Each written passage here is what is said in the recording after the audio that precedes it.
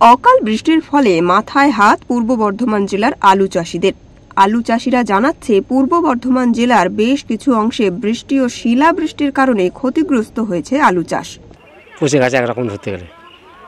দাম পাবেন? দাম কি করে পাবো? দাম তো এখন কিছুই নেই বাজারে, 450-400 টাকা দাম। এই হচ্ছে ব্যাপার। প্রচুর বৃষ্টি হয়েছে, প্রচুর পরিমাণে বৃষ্টি হয়েছে। জল বার করতে পারিনি, জমিতে জল ছিল, ওই জন্যই আলু পচে গেছে। তাছাড়াও চাষিরা জানান, এই আলু চাষের উপরেই নির্ভরশীল থাকতে হয় তাদের। কিন্তু যে পরিমাণ ক্ষতি হয়েছে তাতে দেনা মেটানো সম্ভব হবে না বলেই মনে করছেন তারা। তবে কিছু বিমার টাকা পেলে সমস্যার কিছুটা সমাধান হবে বলে জানান তারা।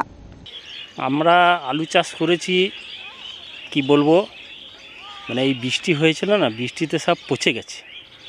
আলু উপর দিয়ে জল চলে গেছে, সব ডুবে গেছে। ডুবে যেটুকু বেরিয়েছে সেটুকু ছোট ছোটোগুলো বেরোচ্ছে, বাদ বাকি বড়ো আলু সব পচে গেছে। অর্থাৎ আমরা ধার দেনা করে চাষ করি, সে ধার তো মিটছেই না, তো উল্টে আমাদের দেনা হয়ে যাচ্ছে দিনের পর দিন। চাষ করেছিলাম, একটু চন্দ্রমুখী চাষ করেছিলাম, কিন্তু ওই যে মাঝে একটা বৃষ্টি হলো, ওই বৃষ্টির জন্যে আমাদের আলু অনেক পচে গেছে সব। হ্যাঁ, আলু অনেক নষ্ট হয়ে গেছে, মাটিতেই পচে গেছে আলু।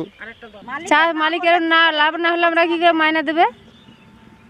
তাহলে কাজ করছেন কেন? কাজ করছি, কি করব, না করলে তো চলছে না, পেটে দেয়। অন্যদিকে চাষিদের ক্ষতি দেখে এবং নিজেদের পরিবারের পেটের ভাত জোটাতে শ্রমিকরাও পারিশ্রমিক কম নিয়ে আলু তোলার কাজ করছেন।